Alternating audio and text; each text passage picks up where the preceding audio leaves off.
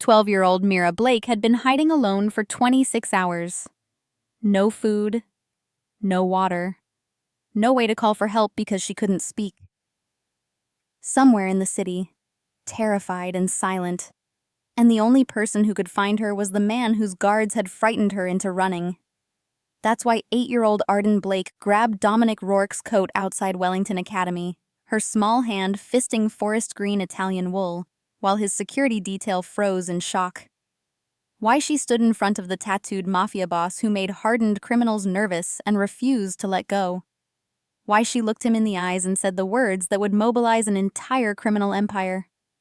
"Your men did this. My sister's missing because of you, and you're going to bring her home." The courtyard went silent. Parents stared. Teachers whispered. Dominic's reputation was built on fear, on being the predator nobody confronted, the power nobody questioned. But this child wasn't afraid. She was desperate. And desperation, Dominic realized as he knelt to meet her eyes, was more dangerous than any weapon his men carried. "Tell me everything," he said quietly, "and then I'm going to find her." A child's hand wrapped around expensive fabric, 8 years old, silver dress, tears streaming down her face, standing in front of the tattooed mafia boss who controlled half the city. Arden Blake should have been terrified, should have run. But her sister was missing. 26 hours gone. Alone. Afraid. Unable to speak. Unable to scream. Unable to ask for help. Because Dominic Rourke's guards had cornered her, shouted in her face, triggered the panic that sent 12-year-old Mira Blake running into the city's shadows. The police? They'd filed paperwork. Social services? They'd taken notes. Missing persons? They'd logged her description and moved on. Nobody was actually looking for a mute child who couldn't call out her own name. So Arden crossed a school courtyard, grabbed the coat of the most dangerous man she'd ever seen, and refused to let go. "Your men did this. My sister's missing. You're going to find her." The words froze everyone. Security reached for weapons. Parents grabbed their children. But Dominic Rourke, who'd spent 20 years building an empire on fear, felt something crack inside his chest. Because this child wasn't threatening him. She was demanding he acknowledge what his power had destroyed. He knelt on concrete in his expensive suit, met her eyes, and made a promise that would mobilize his entire criminal network. "I'll find her." Within minutes, black SUVs tore through the district. Within hours, every asset Dominic controlled shifted to one objective: finding one mute girl lost in a city that had already forgotten she existed. What happened next changed everything. Hello, if this story touches your heart even a little, go ahead and subscribe. Join our family of hope and love, and tell us in the comments where you're watching from. Let's share this journey together. But what Arden was about to reveal would prove that the system designed to protect children like Mira had failed in every way that mattered, and that time was running out faster than anyone realized. Arden's words came faster now, tumbling over themselves in the way terror loosened carefully rehearsed explanations. They lived on Mercer Street, 4th floor, apartment 4C, in the building with the broken elevator that nobody ever fixed. Yesterday afternoon, no, maybe it was evening, she wasn't sure because Mira had been drawing and lost track of time. 3 men came to their floor.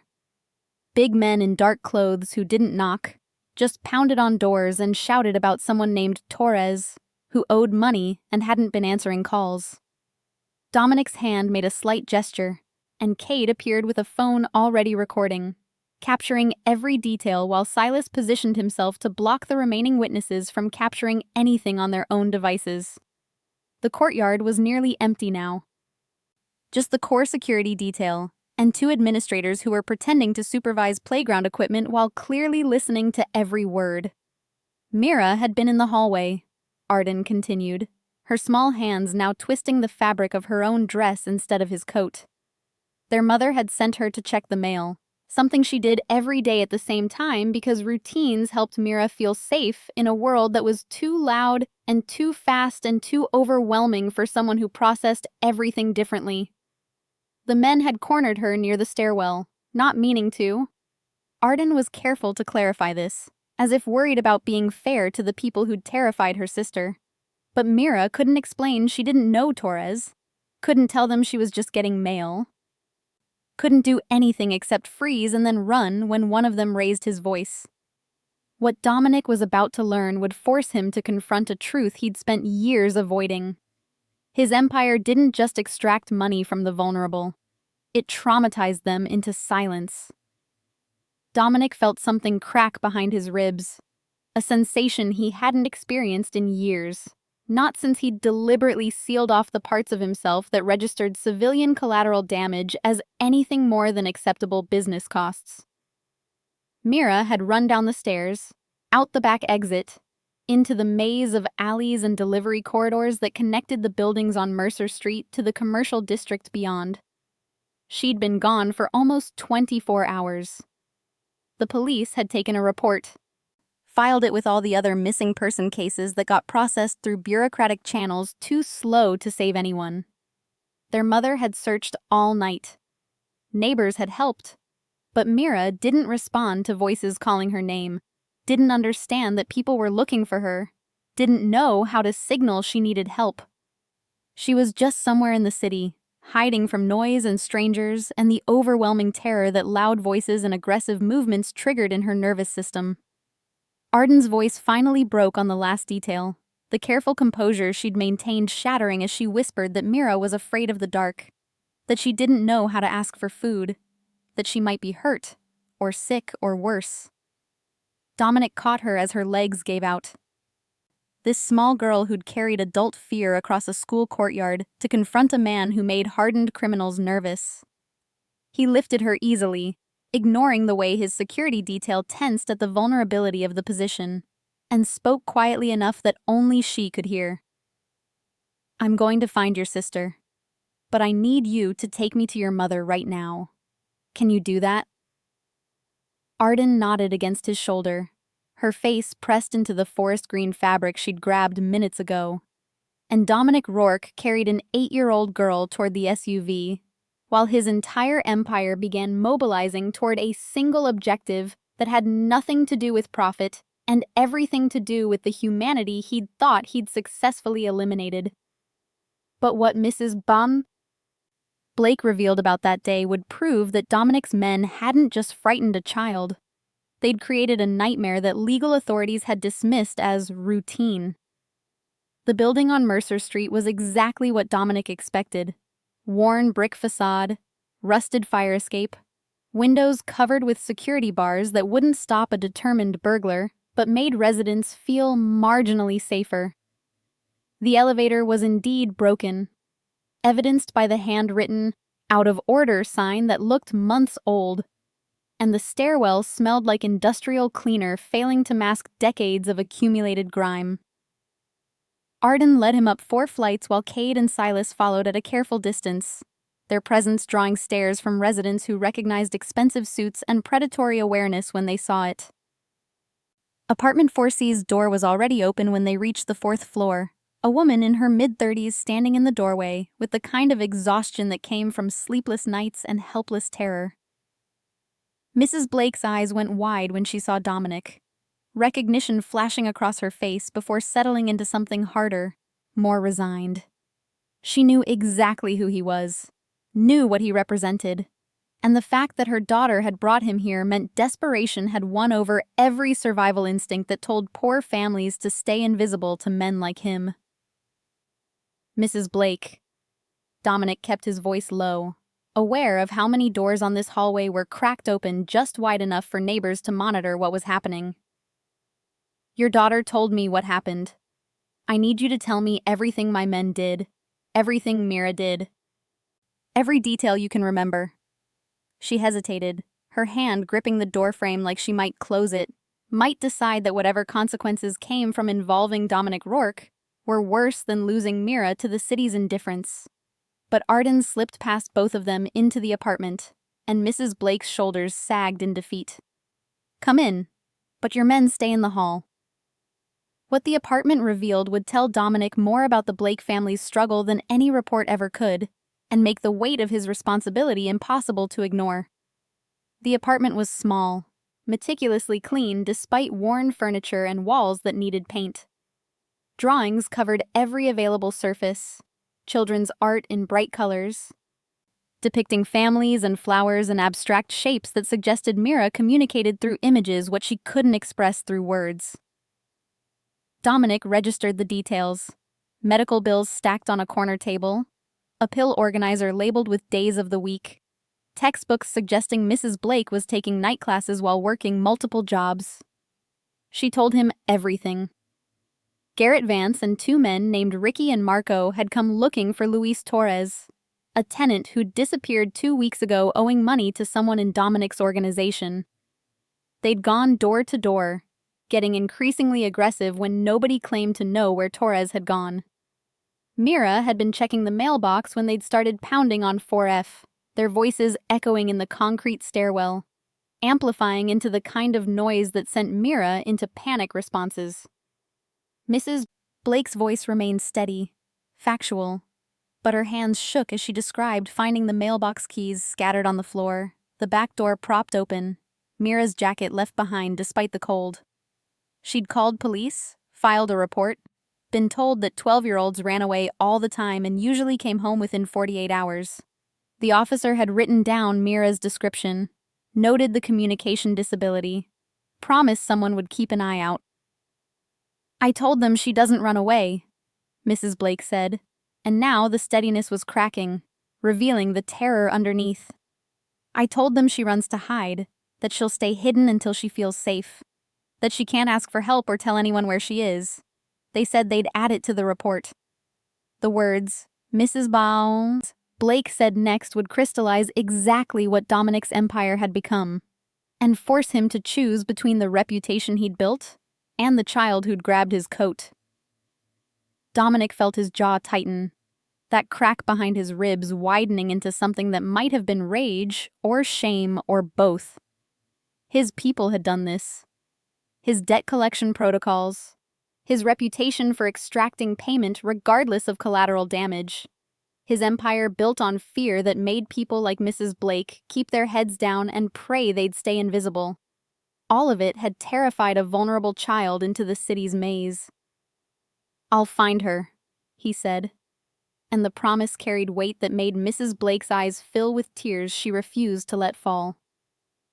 "I'll bring her home, and the men who did this, they'll answer for it." She nodded once, sharp and certain. And Dominic recognized that she didn't trust him but believed him anyway, because desperate mothers accepted help from devils when angels refused to answer prayers.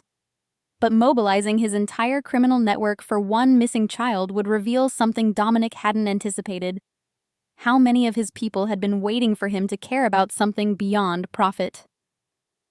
The command center materialized in the back room of a restaurant Dominic owned on the edge of the warehouse district, the kind of establishment that served excellent food to civilians at lunch, while hosting strategic meetings in soundproof private dining rooms after dark. Within 40 minutes of leaving the Blake apartment, Cade had assembled the inner circle. Silas Drayton coordinating with street-level operators, Marcus Webb pulling security footage from every camera within 6 blocks of Mercer Street, Elena Vasquez mobilizing her network of informants who tracked movement patterns civilians never noticed. Dominic stood at the head of a table covered with printed maps, satellite imagery, and tablet screens showing real-time updates from teams already canvassing the search zone. 12-year-old girl, nonverbal, easily overwhelmed by noise and crowds. She ran from Mercer Street yesterday around 4:30 p.m. She's been hiding for 22 hours. Probably hasn't eaten. Definitely hasn't slept somewhere safe. Cade added details Arden had provided during the drive. Mira wore a blue jacket with a torn pocket, carried a small notebook she drew in constantly, wore sneakers with purple laces their mother had bought specifically so Mira could identify her own shoes. She avoided eye contact with strangers, wouldn't respond to her name being called, and had a habit of counting on her fingers when stressed, repetitive movements that helped her regulate in overwhelming situations.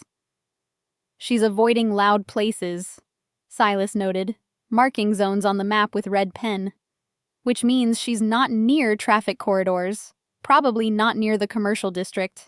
She's finding quiet spaces, abandoned buildings, service alleys, anywhere people don't congregate. What Marcus discovered on the security footage would create the first real lead, but it would also reveal just how vast the search zone had become. Marcus pulled up footage from a bodega 3 blocks from Mercer Street, timestamp showing 5:47 p.m. yesterday.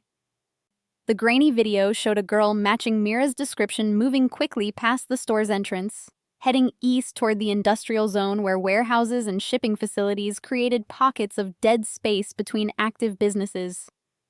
This is the last confirmed sighting. After this, she disappears into areas with minimal camera coverage. Dominic studied the map, his mind calculating probability patterns and search grids while part of him registered the absurdity of applying criminal enterprise resources to finding a lost child. But the crack behind his ribs had widened into something he couldn't ignore, something that made Mira Blake's safety more urgent than territorial negotiations, or profit margins, or any other objective that had consumed his attention for years. "Divide the search zone into quarters," he said, his finger tracing boundaries on the map. "Cade, you take northwest. Coordinate with the warehouse managers we have agreements with. Silas, northeast. Focus on the delivery corridors and loading docks. Marcus, southeast near the rail lines.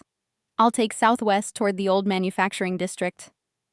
Elena, I want your people at every bus station, shelter, and community center within walking distance. Someone's seen her, even if they didn't realize what they were seeing." His phone showed 6:47 p.m. Mira had been missing for 26 hours. The temperature would drop to 40 degrees after sunset. A 12-year-old girl who couldn't ask for help would spend another night alone if they didn't find her soon. "Everyone moves now," Dominic said, his voice carrying the same absolute authority that ended territorial disputes and commanded criminal networks. "And nobody stops until we bring her home."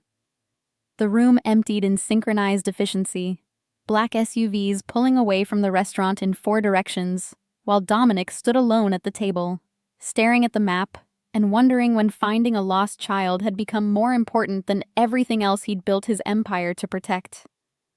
Mrs. Blake called the police, filed reports, explained that her mute daughter doesn't run away. She runs to hide. That Mira can't scream for help, can't tell anyone where she is, can't navigate back home when she's overwhelmed. The officer took notes, logged her description, promised someone would keep an eye out, then filed it with thousands of other missing person cases that get processed through bureaucratic channels designed to protect the system, not the children. Mira Blake wasn't a priority. She was a statistic. Another case number in a system that moves too slow to save anyone. So a desperate mother searched all night alone. Neighbors helped because official resources wouldn't. And an 8-year-old girl had to cross a school courtyard and grab the coat of the city's most dangerous criminal. Because he was the only person with the power and resources to actually look for her sister. If you've ever watched someone you love get lost in a system designed to help them, if you've ever been told your emergency isn't urgent enough, if you've ever had to choose between following procedures that don't work and doing whatever it takes to save someone, leave a comment below. This is Mira's villain. The gap between "we'll add it to the report" and a child spending 26 hours alone, unable to speak, unable to ask for food or water or help. The space where bureaucracy meets real human suffering and does nothing. Subscribe and comment if you believe vulnerable people deserve better than paperwork. Because what happens next will prove that sometimes the only people who actually help are the ones who aren't supposed to. But the witness reports that came flooding in would create a new problem. Mira's movements made no logical sense, unless you understood exactly what she was running from. Helen Price ran the corner laundromat on Dover Street, 6 blocks from where Mira was last seen on camera. She'd noticed a girl matching the description yesterday evening, maybe around 7, moving through the alley behind the laundromat. She was walking fast, looking back like someone was following her. But I didn't see nobody else. Headed toward the warehouses, I think, but I wasn't paying close attention. Just thought it was another kid trying to take shortcuts home. Cade marked the location on his digital map, adding Helen's sighting to the timeline. 45 minutes later, Jasper Wynn, night security for a storage facility on Industrial Boulevard, reported seeing a girl sitting behind the dumpsters around 9 p.m. But when he'd approached to ask if she needed help, she'd run before he could get close. I called out that I wasn't going to hurt her, but she just bolted. Figured she was homeless, maybe running from foster care or something. Didn't want to chase her and make it worse. What the conflicting witness reports revealed would force Dominic to think like someone terrified rather than someone hunting, and that shift in perspective would change everything. The sightings created a pattern, movement trending southeast toward the old manufacturing district where buildings sat empty between active businesses, where noise from operational facilities created pockets of silence in abandoned structures. But then Mrs. Maddox, who lived above a bodega on Fletcher Street, reported seeing a girl in a blue jacket walking north toward the residential blocks around 11 p.m., which contradicted every other sighting and suggested either mistaken identity or Mira doubling back after realizing she'd wandered too far from familiar territory. Dominic stood in the restaurant's back room, now converted into an operational command center, watching updates populate on multiple screens while frustration built behind his carefully controlled expression. 7 confirmed sightings, 3 possibles, 2 definites that contradicted each other geographically. Mira was moving in patterns that made sense to someone overwhelmed and frightened, but looked random to anyone trying to establish search parameters. Marcus pulled up a heat map showing foot traffic patterns, overlaying Mira's sightings with areas of high pedestrian activity. She's threading between crowded zones, staying in the gaps. Every time she gets close to a busy street, she veers away. She's not trying to get found. She's trying to stay hidden until whatever scared her isn't scary anymore. Which means she could be anywhere in a 6-square-mile radius. Silas said, his voice tight with the kind of tension that came from watching time run out. It's been 28 hours. If she hasn't found food or water, if she's injured, if she's hypothermic, then we find her in the next 4 hours, Dominic interrupted, his tone allowing no alternative outcomes. Before it gets dark again, before the temperature drops, before she spends another night alone. But what Dominic decided next would prove that finding Mira required understanding her fear, not just tracking her movements. His phone buzzed with another update. A transit worker reported a possible sighting near the old Riverside Depot, but the timing didn't match. The description was wrong, and following that lead would pull resources from more probable zones. Dominic ignored it, focusing instead on the pattern Marcus had identified. Mira was avoiding noise, seeking quiet spaces, staying hidden in the gaps between activity. Old Manufacturing District, he said, his finger tapping the southwestern section of the map. Abandoned facilities with minimal traffic, enough structure to hide in, quiet enough that she'd feel safer than open streets. That's where we concentrate. 4 SUVs redirected toward the zone, while Dominic felt the weight of 29 hours pressing against his chest, knowing that every minute that passed made the probability of finding Mira safe decrease incrementally, knowing that Arden Blake was sitting in her apartment waiting for him to keep a promise he'd made without understanding how difficult it would be to honor.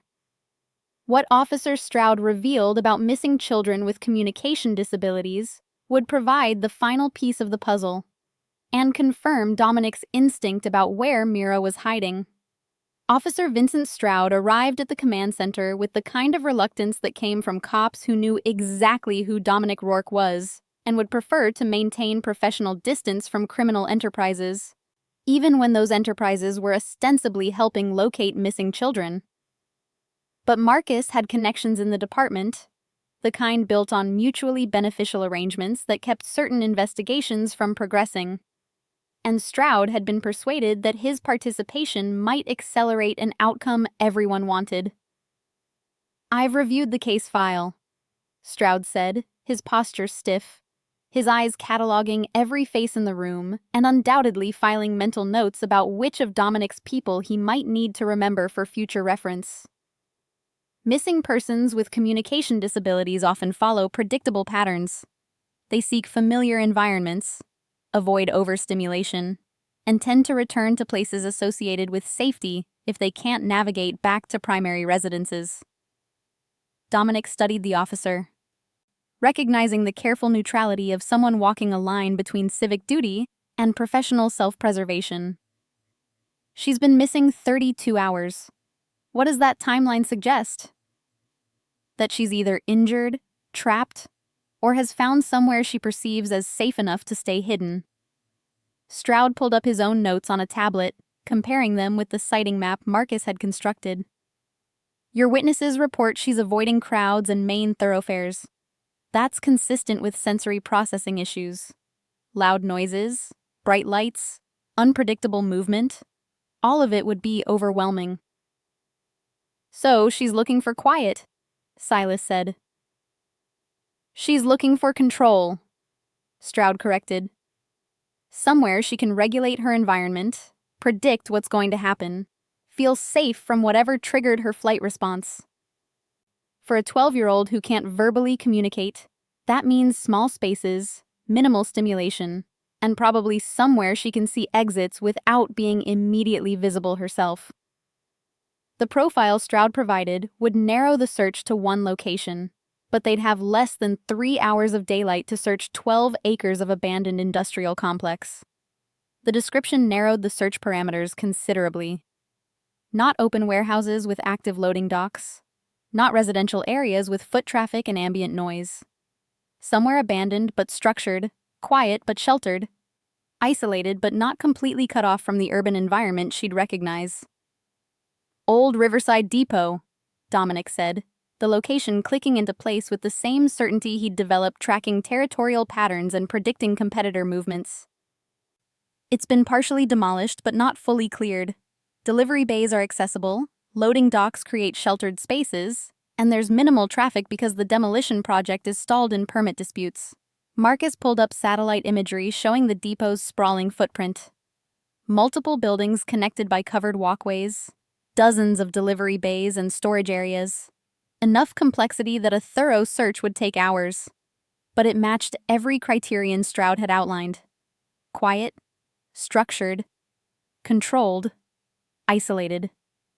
"That's 8 blocks from the last confirmed sighting," Cade noted. "She could walk that in 30 minutes, maybe less if she was moving fast." Dominic was already heading toward the door, his security detail falling into formation automatically. "Everyone converges on Riverside. Stroud, you're with me.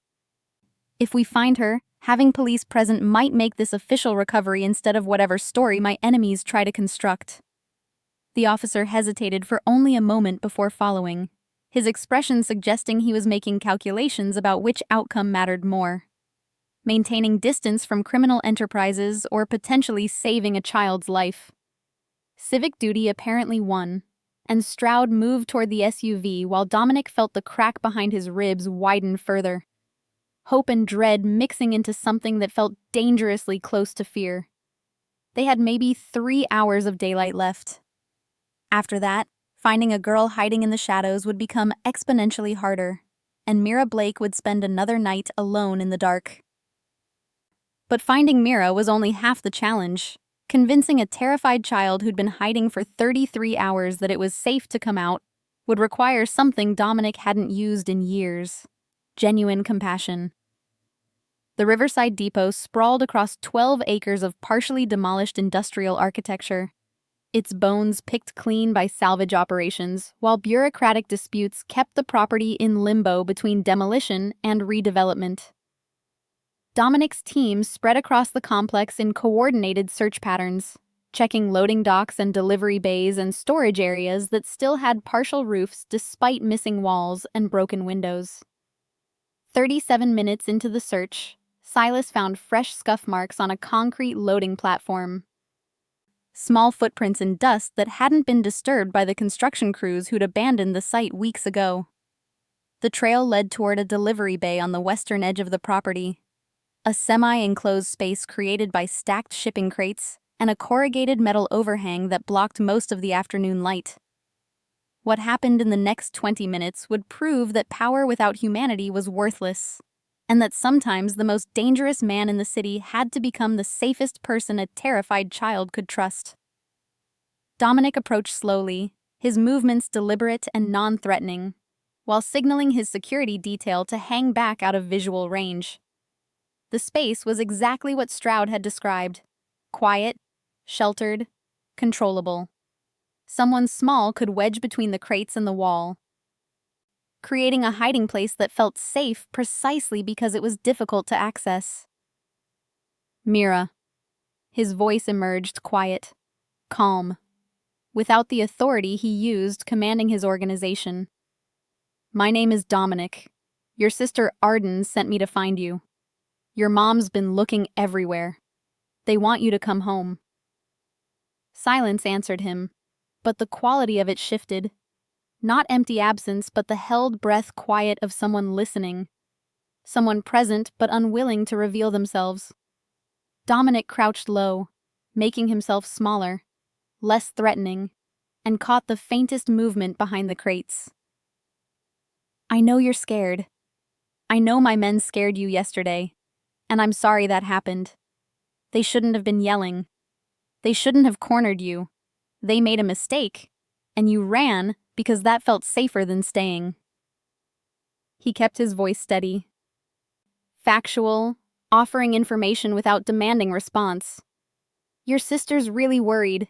She grabbed my coat at school and wouldn't let go until I promised I'd find you.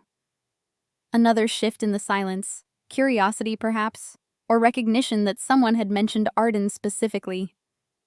Dominic waited, counting his breaths, giving Mira time to process.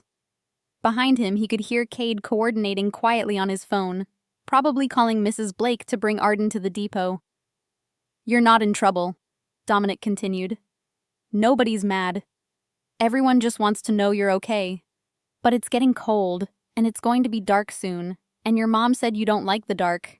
So maybe we could get you home before that happens. But Mira wouldn't come out for Dominic. She'd come out for the one person who'd crossed a school courtyard to demand he find her, and that moment would prove that courage was contagious. Movement, more distinct now. Small hands gripping the edge of a crate, a glimpse of blue fabric that matched the jacket description. Mira wasn't emerging, but she was letting herself be seen, testing whether this stranger's words matched his tone, whether the environment felt safe enough to risk visibility. 20 minutes later, an SUV arrived with Mrs. Blake and Arden. The 8-year-old ran toward the delivery bay before anyone could stop her, her small voice calling Mira's name with the kind of authority that came from years of being the primary communicator for someone who couldn't speak. She dropped to her knees beside the crates, her hands moving in gestures Dominic recognized as sign language, fluid movements that conveyed meaning more effectively than words ever could. Mira emerged slowly, painfully thin in the afternoon light, her blue jacket torn, her purple-laced sneakers caked with dirt. She didn't make eye contact, didn't acknowledge anyone except Arden, but she let her sister guide her toward Mrs. Blake's open arms, let herself be wrapped in the kind of embrace that communicated safety more effectively than any verbal reassurance. Dominic watched from careful distance while EMTs checked Mira for injuries, dehydration, mild hypothermia, scratches and bruises, but nothing requiring hospitalization. Officer Stroud documented the recovery, his notes probably mentioning Dominic's cooperation with the investigation, in language that would satisfy official requirements while avoiding uncomfortable questions about how a criminal organization had achieved what police hadn't. What Mrs. Blake's expression told Dominic in that moment would haunt him for months. Gratitude mixed with the knowledge that accepting help from devils meant owing debts that might never be fully paid. Mrs. Blake met his eyes across the loading platform, her expression complex. Gratitude mixed with wariness. Relief mixed with the knowledge that accepting help from Dominic Rourke meant owing debts that might come due in ways she couldn't predict. But she nodded once, an acknowledgement that he'd kept his promise, and that mattered more than maintaining safe distance from dangerous men. Arden appeared beside him as the EMTs prepared to transport Mira to the hospital for observation, her small hand slipping into his in a gesture of trust that felt heavier than any territory he'd ever claimed. "Thank you," she whispered, and Dominic felt the crack behind his ribs become permanent, a fissure that let something in he'd spent years keeping locked out. "You're welcome," he said quietly, and meant it more than any promise he'd made to anyone in a decade. But finding Mira was only the beginning. What Dominic did next would determine whether this was a singular act of conscience, or the first step toward becoming someone different than he'd been for 20 years. Garrett Vance stood in the basement office of a building Dominic owned downtown, 3 hours after Mira Blake had been safely delivered to the hospital. The room was soundproofed, windowless, the kind of space where conversations happened that couldn't happen in public view. Cade and Silas flanked the door, while Dominic sat behind a desk that had witnessed countless negotiations and judgment calls, all of them calculated for organizational benefit rather than moral clarity. "Tell me exactly what you did," Dominic said, his voice carrying none of the warmth he'd used speaking to Arden Blake. This was the voice that ended careers and territorial disputes, the tone that made hardened criminals choose cooperation over whatever alternatives might follow refusal. Garrett's jaw tightened, pride warring with survival instinct. "We were collecting on Torres. He'd dodged us for 2 weeks, owed $18,000, wasn't answering phones. So we went to his building, went door to door looking for information, did what we always do, made it clear that cooperation was smarter than silence." "You terrified a mute child." The words emerged flat, factual. "You cornered her in a hallway, raised your voice, made aggressive movements that triggered a panic response so severe she ran and stayed hidden for 33 hours. A 12-year-old girl spent a day and a half alone because you decided intimidation was more important than awareness of your surroundings." "We didn't know," Garrett started, but Dominic's raised hand cut him off. What Dominic said next would send a message through his entire organization. Collateral damage was no longer acceptable business cost. It was now grounds for termination. "You didn't know because you didn't care to know. You saw an obstacle to information extraction and removed it through force. That's how we've always operated. That's how I trained you to operate." Dominic stood, moving around the desk to face Garrett directly. "And that stops now. Because I just spent 12 hours mobilizing this entire organization to find a child we should never have frightened in the first place." The silence that followed carried weight, not just Garrett's mistake, but every similar mistake, every civilian caught in collection operations, every collateral damage case filed away as acceptable business costs. The crack in Dominic's ribs was hemorrhaging now, forcing him to confront what his empire looked like from the perspective of an 8-year-old girl who'd grabbed his coat because legal authorities had failed her family. "New protocols," he said, his voice colder than Garrett had probably ever heard it. "Before any collection operation in residential buildings, we background check every tenant. We identify vulnerable residents, children, elderly, disabled. We verify target presence before entering buildings. We keep voices down, we don't corner anyone, and we don't create situations that traumatize civilians who have nothing to do with our debtors." Cade was recording everything, the new protocols that would be distributed through the organization by morning. Silas's expression remained neutral, but Dominic recognized the subtle approval. This was the kind of strategic adjustment that prevented future disasters, the kind of evolution that separated sustainable operations from short-sighted brutality. "And you," Dominic continued, his attention returning to Garrett, "are suspended from collection operations for 6 months. You work logistics, you coordinate schedules, you learn how to think before you act. Because the next time someone under my authority terrorizes a child, there won't be suspension. There will be permanent termination." The ambiguity of termination was deliberate, and everyone in the room understood exactly what it meant. The ambiguity of termination hung in the air deliberately. Garrett was smart enough to understand that Dominic meant both employment and potentially something more final, depending on severity and repetition. He nodded once, sharp and certain, his pride taking the hit his survival instinct demanded.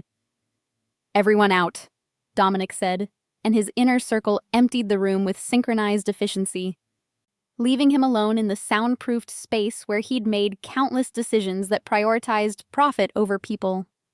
The crack behind his ribs was permanent now, a structural change that meant he couldn't go back to ignoring what his empire cost the civilians it moved through like a predator through prey. He pulled out his phone and texted Marcus simple instructions: financial support for the Blake family, structured through legitimate channels, sustained over time. Therapy for Mira, educational support for Arden, stability for Mrs. Blake that didn't create dependence, but provided breathing room families like theirs never received. It wasn't redemption, wasn't penance, was simply recognition that power meant responsibility. And Dominic Rourke had spent years denying that equation. Arden Blake had forced him to acknowledge it. And now he had to decide what kind of empire he was building. One that broke things indiscriminately, or one that cleaned up what it damaged. The choice felt obvious for the first time in years. But 3 months later, the real test would come. Could Dominic maintain accountability when nobody was watching? Or would his empire revert to old patterns the moment public attention moved on? 3 months after Mira Blake came home, Dominic sat across from Mrs. Blake in the kitchen of their new apartment, a third-floor unit in a building he'd acquired specifically to provide safe housing for families displaced by his urban renewal projects. Though everyone involved understood the building primarily existed to house people he had decided deserved stability. The apartment was larger than 4C on Mercer Street, with working elevator access and windows that actually sealed against winter cold. "The therapist you recommended has been good for Mira," Mrs. Blake said, her hands wrapped around a coffee mug while Mira drew at the kitchen table, her colored pencils creating intricate patterns on paper. "She's starting to trust again. Still won't go near men in dark clothes. Still freezes if she hears raised voices. But she's communicating more through sign language, engaging more with her sister." Dominic watched Mira work, noting the focused intensity that suggested art served as processing mechanism for experiences too overwhelming to address directly. The drawings had evolved over 3 months, initially chaotic and dark, gradually incorporating more color and structure, recently including figures that might have been family members or the therapist, or perhaps idealized versions of herself existing in spaces that felt safe. "Arden's doing better too," Mrs. Blake continued. "She was having nightmares for weeks after, reliving that day she grabbed your coat, processing the terror of thinking she might lose Mira permanently. But the child psychologist you connected us with has helped her understand that she's not responsible for keeping her family safe, that there are adults who will actually help when she asks." But what Mrs. Blake said next would force Dominic to confront an uncomfortable truth. Fixing what you broke wasn't charity. It was basic accountability that should never have required a child's courage to activate. The subtle emphasis on "actually help" wasn't lost on Dominic. Mrs. Blake was acknowledging that he'd done what legal authorities hadn't, while simultaneously making clear that his intervention didn't erase the fundamental problem. that families like hers existed in vulnerable spaces where criminal enterprises and government agencies both failed to provide meaningful protection. "I've restructured our collection operations," Dominic said, the statement functioning as both information and implicit apology. "New protocols require background checks before residential operations, verification of vulnerable residents, de-escalation training for everyone who interacts with civilians. It won't prevent all mistakes, but it should prevent what happened to Mira."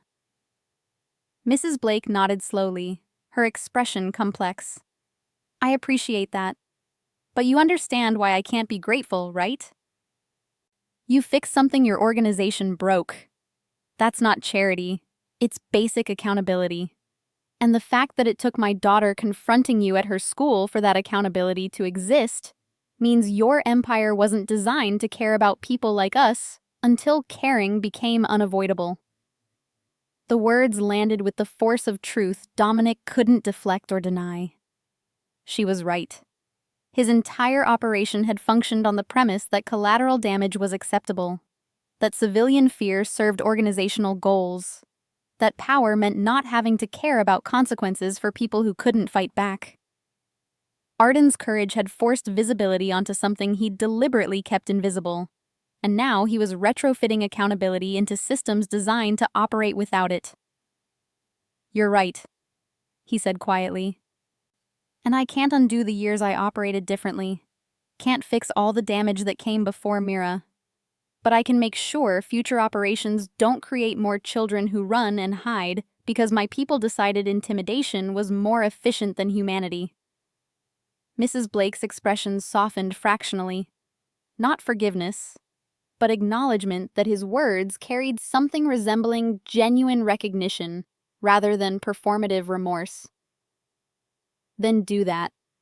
Not just for us, but for every family living in buildings you control, working in businesses you influence, existing in spaces where your empire touches their lives." What happened in the next 3 seconds would prove that healing took longer than harm. But that recognition, however silent, was sometimes the first step toward trust. Mira looked up from her drawing, making eye contact with Dominic for the first time since the delivery bay. She didn't smile, didn't sign anything, but she held his gaze for 3 seconds before returning to her art. A gesture of recognition that felt heavier than any contract negotiation or territorial agreement he'd ever completed. "I will," Dominic promised, and meant it with the same certainty he'd felt promising Arden he'd find her sister. Some debts couldn't be paid with money or influence, only with sustained commitment to becoming someone different than he'd been before. A small hand grabbed his coat and demanded humanity from a man who'd forgotten he possessed it. This is the moment that defines everything. Dominic Rourke spent 20 years building an empire on fear, extracting payment from people who couldn't resist, moving through neighborhoods like a predator through prey, accepting civilian casualties as business costs that didn't require accountability. Until an 8-year-old girl grabbed his coat and forced him to see what his power actually looked like from the ground level. Mrs. Blake just told him the truth nobody else would say. "You fixed something your organization broke. That's not charity. It's basic accountability. And the fact that it took my daughter confronting you for that accountability to exist means your empire wasn't designed to care about people like us until caring became unavoidable." She's right. If you've ever had to fight for accountability from powerful people who caused harm, if you've ever been told, "We're sorry this happened," instead of seeing real systemic change, if you've watched institutions claim they care while doing nothing to prevent the next victim, leave a comment below. Subscribe if you believe accountability shouldn't require an 8-year-old's courage, because what happens next proves that transformation isn't one dramatic gesture. It's sustained commitment to becoming someone who fixes what they break, even when nobody's watching anymore. But 6 months later, the question would remain: had Dominic actually changed? Or was this just reputation management with better optics? 6 months after Mira came home, Dominic walked through the Mercer Street building, no longer a collection site, but a renovation project legitimately designed to improve housing conditions for residents who'd endured years of deteriorating infrastructure. The broken elevator was fixed. The cracked windows were replaced. The security bars came down, replaced with better locks and reinforced doors that provided actual protection instead of prison aesthetics. Residents still watched him carefully when he visited, their wariness earned through years of understanding that powerful men didn't improve neighborhoods without extracting something in return. But the nature of their watching had shifted, from active fear to cautious monitoring, from expecting immediate violence to calculating long-term costs they couldn't yet predict. Helen Price stopped him on the second-floor landing, her laundry basket balanced on one hip. "My grandson wants to thank you," she said, her tone carrying no particular warmth but also lacking the hostility he'd become accustomed to in buildings where his collection operations had left marks.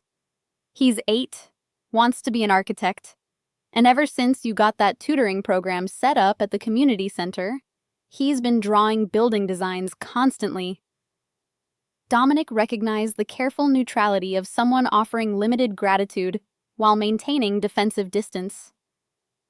"The tutoring program was Mrs. Blake's idea," he said, deflecting credit toward the person who'd actually identified the community need. "She's working with the center director to identify kids who need educational support the school system isn't providing."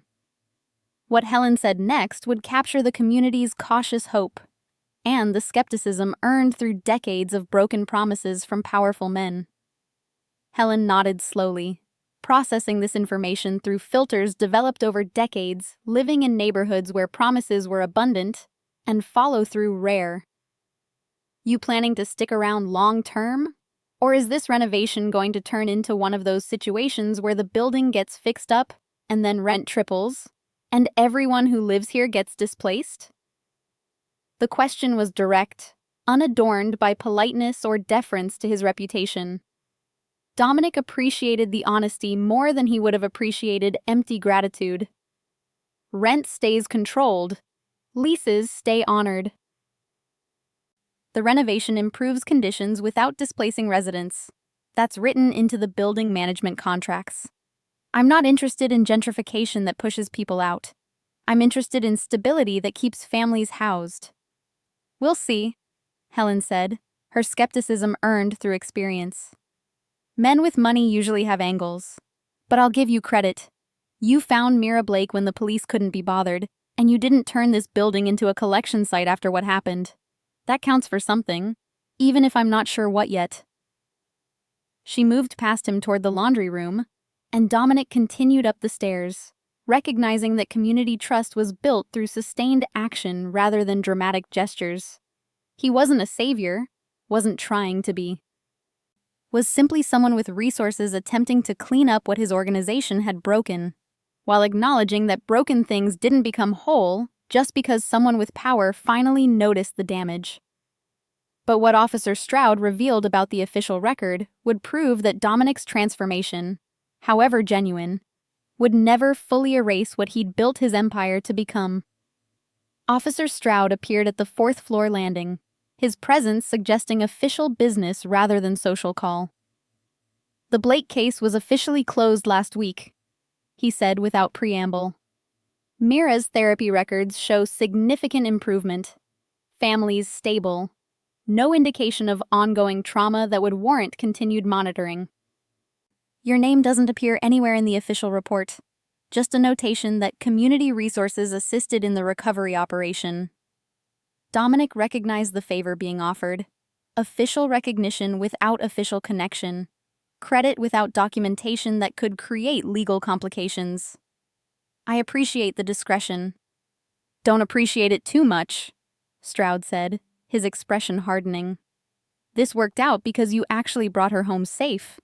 If you'd found her dead, or if your people had been responsible for anything worse than accidental intimidation, this conversation would be happening very differently. You got lucky that Arden Blake's courage forced you to care before it was too late." The officer's assessment was accurate enough that Dominic didn't attempt to argue. He had gotten lucky. Lucky that Arden had been brave enough to grab his coat. Lucky that Mira had survived 33 hours alone. Lucky that his intervention had achieved the outcome everyone wanted. But luck wasn't strategy, and relying on desperate children to force accountability into his operations wasn't sustainable or ethical. Agreed, Dominic said simply. Which is why I've restructured operations to prevent situations that require luck to resolve. Stroud studied him for a long moment, calculating whether belief was justified or premature. Time will tell if those restructured operations actually prevent harm or just make the harm less visible. But for now, for Mira Blake specifically, you did the right thing. That's rare enough in your world to acknowledge. The officer left, and Dominic stood alone in the renovated hallway, understanding that he'd changed something fundamental but hadn't transformed everything. His empire still operated on edges of legality, still extracted value from communities that couldn't resist extraction, still carried weight that could crush people who happened to be standing in wrong places. But now he was paying attention to who was standing there, and that attention mattered more than any reputation rehabilitation or strategic public relations campaign ever could. But what happened at a school arts showcase 6 months later would prove that sometimes the most powerful testimony isn't what gets written in official reports. It's what gets drawn by a child who grabbed a coat and demanded someone listen. The Wellington Academy Spring Arts Showcase transformed the courtyard into gallery space. Students' artwork displayed on easels while parents and teachers circulated with plastic cups of punch and polite conversations about child development and academic progress. Dominic attended because Arden Blake had personally delivered an invitation to his office 3 days prior, her hand-printed card requesting his presence at an event he'd normally have delegated to charitable appearance coordinators. He found her near the back of the courtyard, standing beside an easel displaying a colored pencil drawing that made his chest tight with recognition. The image showed a man in a green suit kneeling on concrete, a small girl in a silver dress holding his coat, and between them, rendered in careful detail, a bridge of understanding connecting someone powerful with someone who demanded he acknowledge his power's consequences. "That's you," Arden said unnecessarily, her voice carrying the confidence of someone who'd crossed a courtyard 6 months ago and discovered that fear could be converted into courage if the stakes were high enough. "I drew it for art class. Mrs. Martinez said it told a story about unlikely connections. I said it told a story about someone who kept a promise." Dominic crouched down, bringing himself to eye level with her just as he had that first day, ignoring the way other parents noticed and whispered. "Your sister doing okay?" he asked quietly. "She's good. She learned 73 new signs this month, which is a lot. And she doesn't freeze up as much when people talk loud. Her therapist says that's progress." Arden's expression grew serious, older than 8 years should allow. "Mom says I'm not supposed to think you're a hero. Because heroes don't run criminal organizations. But I think you can be both things. Someone who does bad stuff and someone who does the right thing when it matters." What Arden said next would capture the moral complexity of a child who'd lived enough to understand that people contained contradictions, and that sometimes accountability mattered more than absolution. The moral complexity of an 8-year-old who'd lived enough to understand that people contained contradictions felt like indictment and absolution simultaneously. Dominic had spent 6 months restructuring operations, implementing protocols, and attempting to retrofit accountability into systems designed without it. But he hadn't transformed into someone different, was still the man who controlled criminal enterprises, still someone whose power came from force and fear, still someone children should probably learn to avoid rather than trust. "I'm not a hero," he said carefully. "I'm someone who made a lot of mistakes, hurt a lot of people, and then your sister got hurt because of those mistakes. So I tried to fix what I broke. That's not heroism. It's just basic responsibility." Arden considered this. Her head tilting in the gesture he'd learned meant she was processing information through filters most children didn't develop until much later. But you did fix it. And you changed how your people work so it won't happen again. That's more than most adults do when they mess up. Most adults just make excuses. Mrs. Blake appeared behind her daughter, her expression carrying the same complicated mixture of gratitude and wariness that had characterized every interaction since Mira came home. Arden, stop interrogating Mr. Rourke about moral philosophy. He came to see your art, not defend his life choices. It's fine, Dominic said, standing. She asks better questions than most adults I negotiate with. Mrs. Blake's mouth quirked in something that almost resembled a smile. That's because she hasn't learned to pretend complicated things are simple. Give her a few more years of social conditioning and she'll start asking easier questions that don't require honest answers. But what Dominic promised Arden in that moment would become the contract neither of them signed.